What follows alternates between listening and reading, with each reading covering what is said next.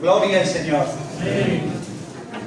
La verdad que es un honor y un privilegio subir por la estrada a poder compartir un cachico de pan que el Señor ha puesto en nuestros corazones, pero a la vez es una enorme responsabilidad, y así que esperemos hacerles bien en esta tarde. La única pretensión en el corazón es hacerles bien.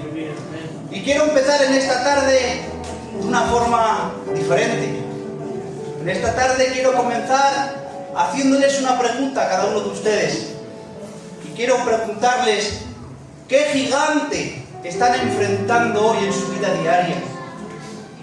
Y al escuchar esta pregunta, seguramente que muchos digan, un gigante visible, como es una enfermedad, como es un fracaso económico que vivimos en la vida, un gigante que vemos, que sentimos y que la gente lo ve. Pero déjame decirte que no todos los gigantes tienen nombre ni rostro, que hay gigantes silenciosos que asaltan nuestra mente cuando apagamos las luces, batallas que nadie ve, pero que duelen en el corazón, ¿verdad? Está el gigante del rechazo, de sentirse invisible, de pensar que nadie te valora.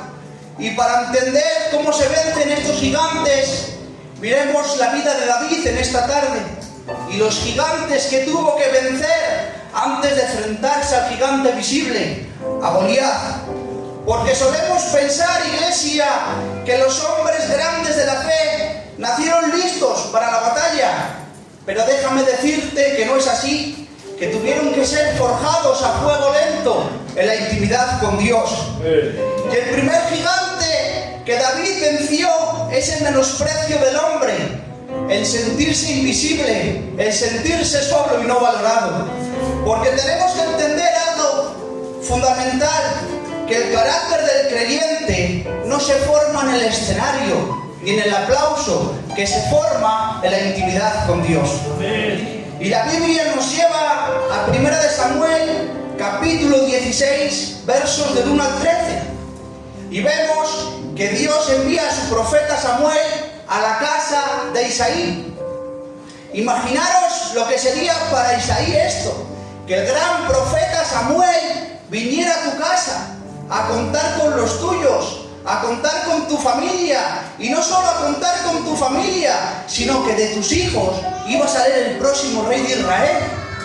Entonces, cuando se entera de la noticia, prepara a sus hijos, a los que él pensaba que tenían capacidad para ser rey, a los que él había preparado para que si llegara este acto, y les viste con las mejores ropas, prepara su casa, prepara su hogar, y entonces viene el profeta Samuel, entra y Isaí les hace pasar uno a uno a sus hijos. Y el primero que pasa es Eliab, el mayor, el que él pensaba que sería rey, el más alto, el más fuerte, el entrenado en batalla.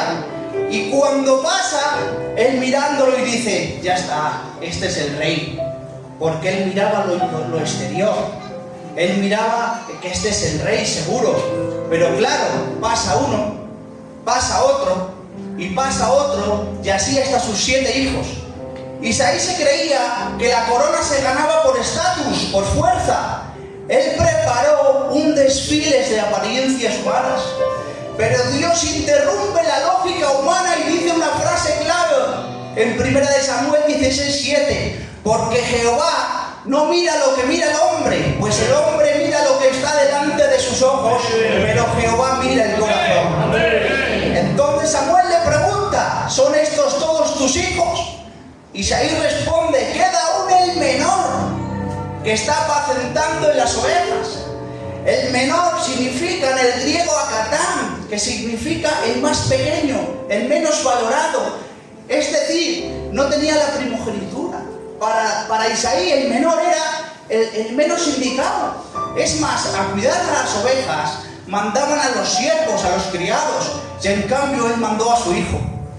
Y dejadme deciros que David ni siquiera fue invitado. No contaron con él en un día grande de su casa. Para su familia no era opción.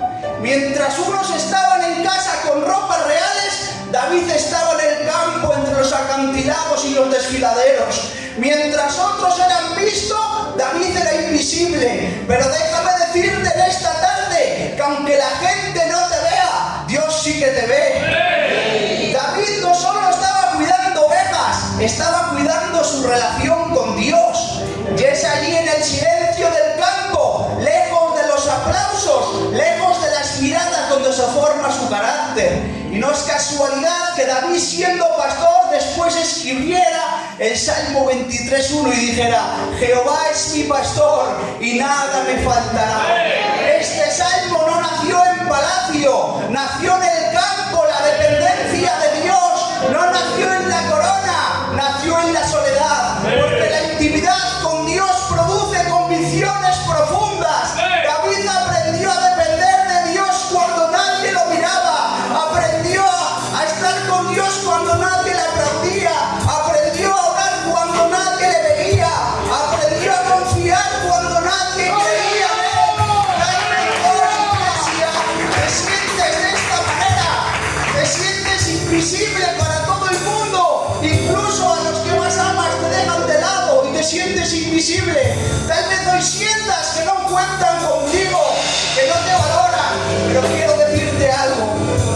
No confundas estar invisible con no tener valor. Porque déjame ilustrarte de una manera sencilla. Un diamante no empieza siendo fuerte y brillante. Al principio parece una piedra de carbono, negra, oscura, frágil. Pero la ciencia dice que para que se transforme tiene que estar a kilómetros bajo tierra y tiene que estar en una oscuridad absoluta y bajo una presión enorme. Y es ahí donde se empieza a transformar y empieza a cambiar su estructura por dentro. Pero ojo, no se puede sacar antes de terminar el proceso. Porque si se saca antes del proceso, se queda siendo carbón, frágil y negro y roto.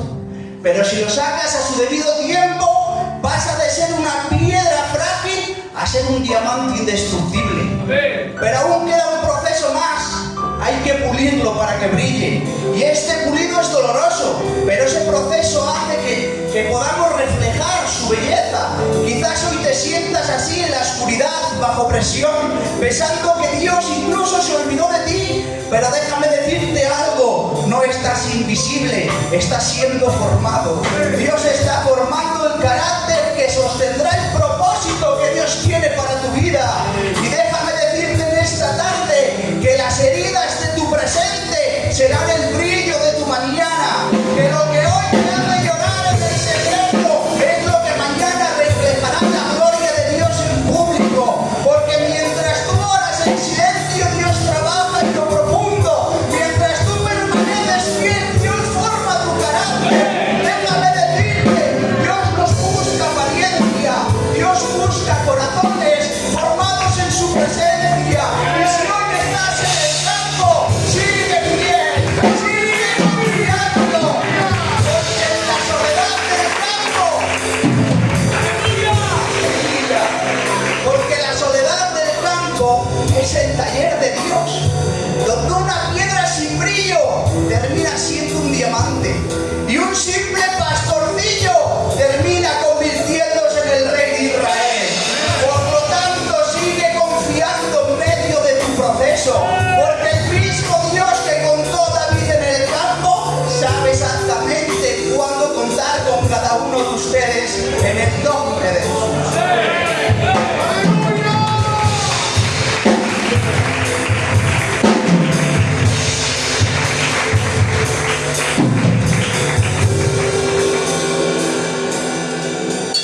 Después de ver que el carácter del creyente se forja en lo invisible, en la relación con Dios, la Biblia nos lleva un paso más allá. David llega delante del rey Saúl y me llama la atención que lo primero que menciona no habla de Goliat, no habla de espadas, no habla de ejércitos. David dice en 1 Samuel 17:34, tu siervo mataba leones y osos. David estaba sacando a luz las batallas internas que él había tenido. Y el primer enemigo que menciona no es casualidad que sea el león, porque déjame decirte lo que representa el león espiritualmente en la Biblia. Primera de Pedro 5:8 dice: vuestro adversario es el diablo, como león rugiente anda buscando a quien devorar. Fijaros lo que dice Pedro. No dice que el león sea el enemigo. No, dice que ruge como un enemigo. Y algo que me llama la atención del león, que muchas veces no ataca primero con la mordida, que primero ataca con el rugido. Y déjame decirte que el rugido no mata, pero te paraliza. Y eso es exactamente lo que el enemigo quiere hacer en tu vida: paralizarte. Porque el rugido viene a llenarte de miedo, viene a hacerte pensar que no puedes, viene a hacerte creer que ya fallaste, viene a hacerte creer que Dios ya no está contigo. Ese es el rugido del enemigo que intenta detenerte. Y cuidado, iglesia, porque muchas veces este rugido solo lo escuchamos nosotros, porque son batallas internas que tenemos cada uno. Y déjame decirte que el enemigo no puede escuchar tu mente, no puede escuchar tus pensamientos. El hermano Angelino lo ha explicado muchas veces en las clases, que no puede meterse dentro de nuestra cabeza, que muchas veces lo pensamos, que si escucha nuestra mente, nuestros pensamientos. Pues déjame decirte que no lo puede hacer. Pero déjame decirte que el enemigo también tiene oídos y tiene ojos, y ve tu forma de vivir, y ve tu queja diaria, y ve todo el día cuando nos levantamos y nos quejamos, y todo el día con la queja en la boca, y todo el día con la queja en la boca. Y déjame decirte que aunque el enemigo no pueda leer tus mentes y tus pensamientos, sí que puede lanzarte dardos. Y está en Efesios 6:16, nos dice: los dardos del fuego del maligno. Es decir, que esos dardos muchas veces son el eco de nuestra queja diaria. Nos coge la queja diaria, mete una mentira y nos dice: te hace creer que no vales. Coge tu queja, mete una mentira y te hace creer que no vales, que no sirves, que no alcanzas. Toma tu desánimo, mete una mentira y te dice que todo va a salir mal. Y muchas veces esos dardos llegan en la noche, en el silencio, cuando estamos solos. Por eso la palabra de Dios nos enseña a cuidar nuestra boca y cuidar nuestra conducta y llenarnos la cabeza y nuestra mente de la palabra de Dios. Y aquí quiero parar un segundo. Miremos a Jesús en Mateo 4, del 1 al 11. Jesús fue llevado al desierto como hombre, cansado, solo. ¿Y cómo vino el enemigo? No vino con un golpe, vino con palabras, vino con mentiras, vino a sembrar duda. Si eres hijo de Dios verdaderamente, di que estas piedras se conviertan en pan. Ataca su necesidad. Si en verdad eres hijo de Dios, tírate desde el pináculo del templo. Ataca su orgullo. Todo esto te daré si postrado me adoraras. Ataca su propósito. ¿Y qué hizo Jesús? No discutió, no explicó. A cada mentira del diablo, a cada rugido del diablo, respondió con la palabra diciendo: escrito está. Y esta es la clave de la iglesia, que si nos sometemos a Dios, usamos la palabra como escudo, se cumple la promesa que se encuentra en Santiago 4:7, que dice: someteos a Dios, pues a Dios resistid al diablo y huirá de vosotros. Primero me someto a Dios, después resisto firme en la fe. Resultado: el enemigo huye. Por eso dice Primera de Pedro 5:9: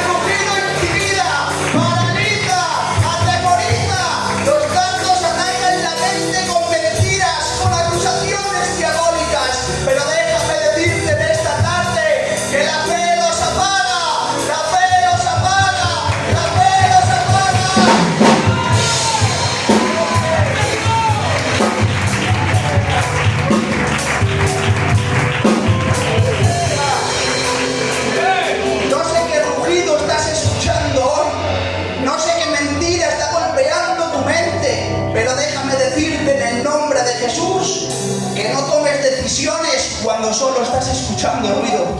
No creas al rugido, crea la palabra, porque el mismo Dios que estuvo con David en lo secreto es el mismo que está contigo en esta tarde. Que bendito sea su nombre. Y David continúa diciendo, 1 Samuel 17:34, y también vino el oso. Aquí el ataque cambia. El oso no ruge, el oso abraza. No mata rápido, mata por presión, por asfixia. Dicen que el abrazo del oso es mortal porque ejerce una presión constante. El oso no rompe los huesos de golpe, no, te abraza y cada vez que respiras te aprieta un poco más. Y cada vez que respiras te aprieta un poco más. Y hasta que te deja sin oxígeno y te quita el aire por completo. Y espiritualmente el oso representa el sistema de este mundo. Por eso Pablo nos dice, no os conforméis a este siglo, en Romanos 12:2. La palabra conformar significa dejar que algo se meta en tu molde. Y escucha bien, desde pequeños este mundo nos quiere moldear. En el colegio, en el trabajo, en la sociedad. Hoy en día el sistema está al revés. Llaman bueno a lo malo y malo a lo bueno. El abrazo del oso hoy en día es la necesidad de la aprobación en las redes sociales. Es la presión por reírse por un chiste sucio en el trabajo sin quererlo, pero el sistema te hace reírte y te hace colaborar con cosas que no quieres. Es cuando normalizamos series, música o contenidos. Y cuidado, iglesia, porque el abrazo del oso empieza con una mentira sutil. El mundo no te dice de golpe abandona a Dios y vete al pecado. El mundo te susurra al oído, no pasa nada. Es solo un concierto de este mundo, me voy con los amigos, me voy con la mujer, no pasa nada. Ese es un rato a la finca, que no pasa nada que falte al culto, no pasa nada. Vaya. Que no pasa nada que mañana falta el culto, que hay un partido de fútbol, no pasa nada. Vaya. Y sin darnos cuenta, cada vez que cedemos aún no pasa nada, el oso aprieta un poco más y poco a poco te aprieta y te quita el aire espiritual y nos roba la convicción. El abrazo del oso también es astuto y te hace ver las cosas de diferente manera.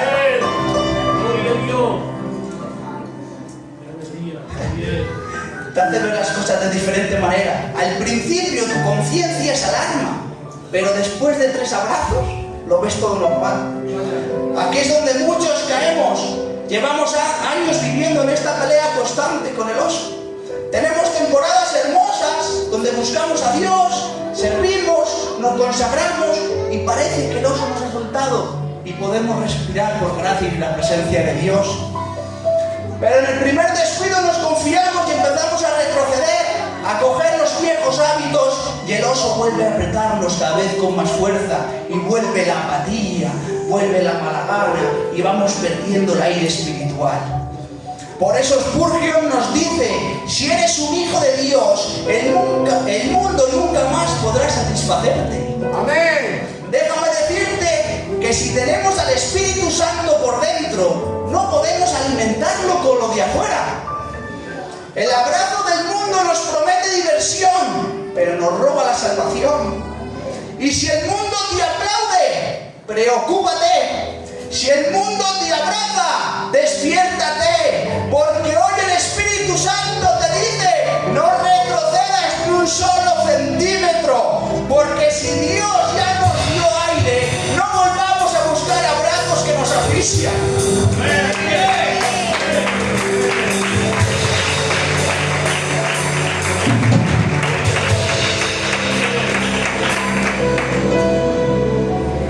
Porque el mundo te abraza para adormecerte, pero mi Dios te esconde para salvarte. Amén. No sé qué abrazo del mundo te está presionando, pero sí sé algo con certeza, iglesia, que no estás solo, que en 1 de Juan 4:4 dice, mayor es el que está con vosotros que el que está en el mundo. Y en Romanos 1:81 nos dice, si Dios con nosotros, ¿quién en contra de nosotros? Que tus batallas diarias no las enfrentas tú solo, que tus gigantes invisibles no los enfrentas tú solo, que el Rey de Reyes, que el Señor de los Señores camina contigo. Así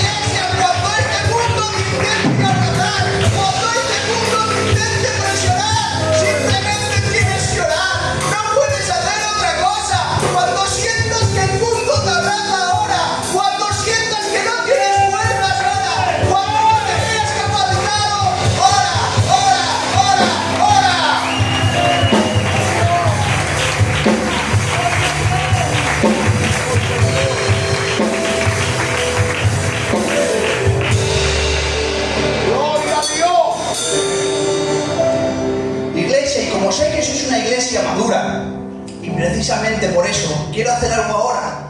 Quiero volver un poco más atrás en la historia, para volver un poco más loco ya. Porque creo sinceramente que aquí está nuestro peor gigante.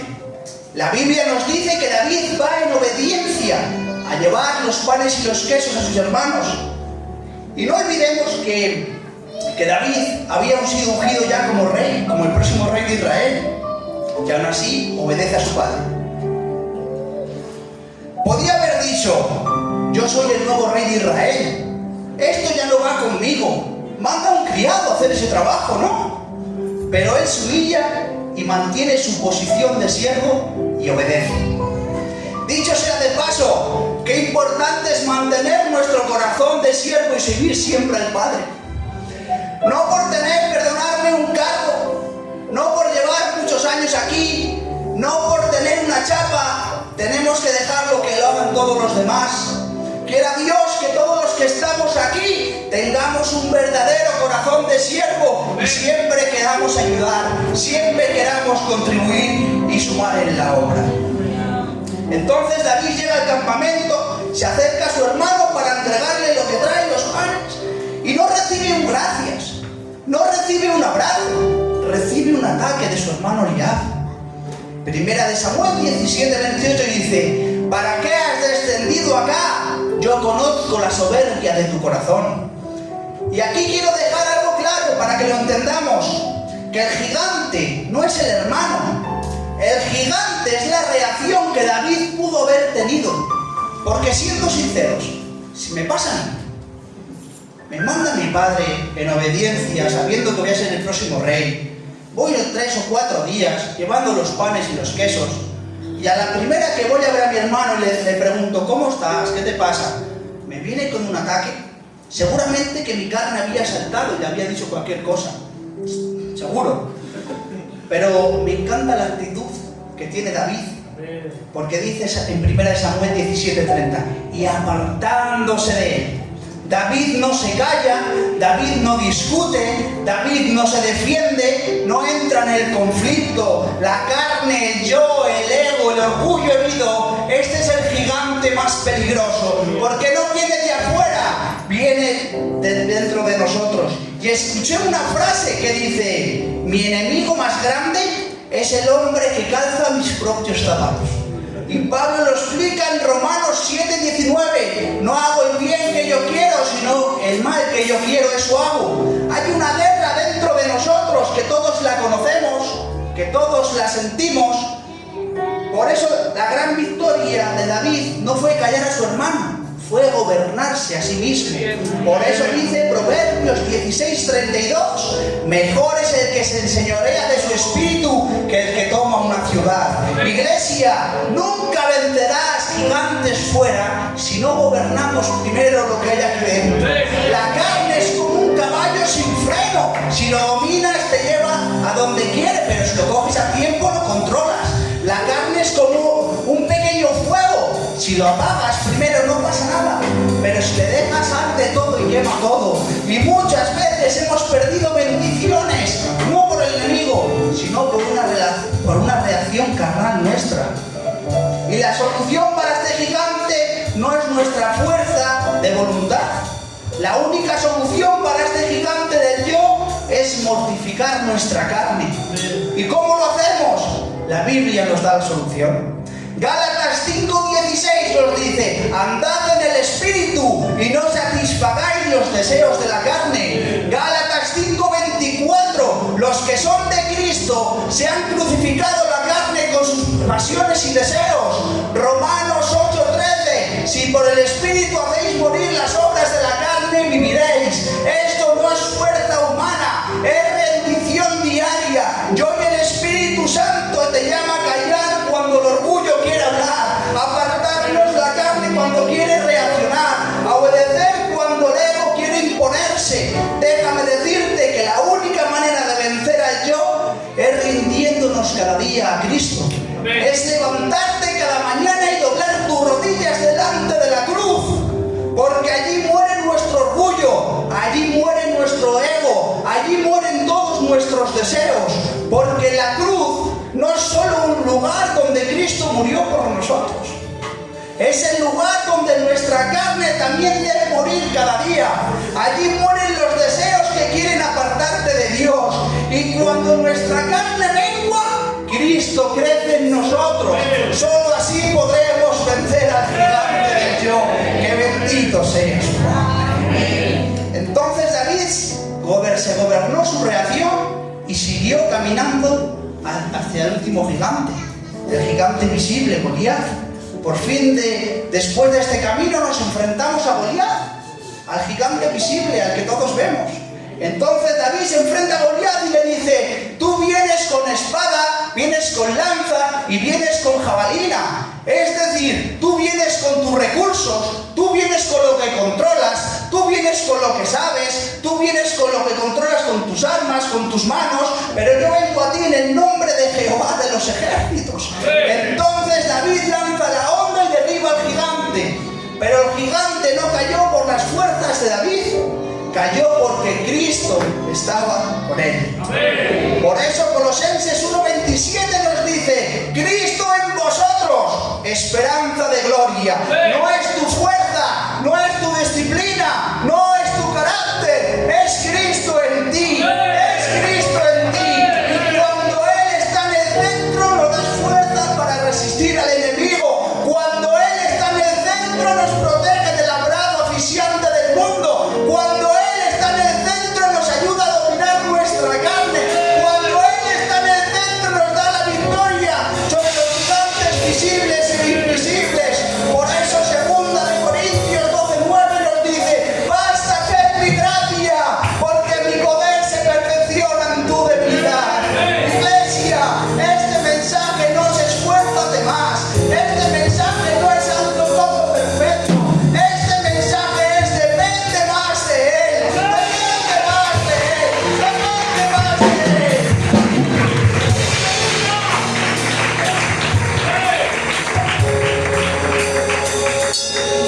Busquemos más su presencia. Caminemos rendidos a Él. Porque los gigantes caen no cuando confiamos en nosotros, sino cuando Cristo pelea por nosotros. Quiero decirte, iglesia, que no estás solo en tu batalla. Que no estás solo en tu batalla. Que Cristo vive en nosotros y esa es nuestra esperanza de gloria. Sigamos luchando, sigamos batallando, sigámonos esforzando. Y recuerda esto, iglesia: no vayas al frente con tu capacidad. Camina en santidad, dependiendo de Dios siempre. Que Dios les bendiga mucho.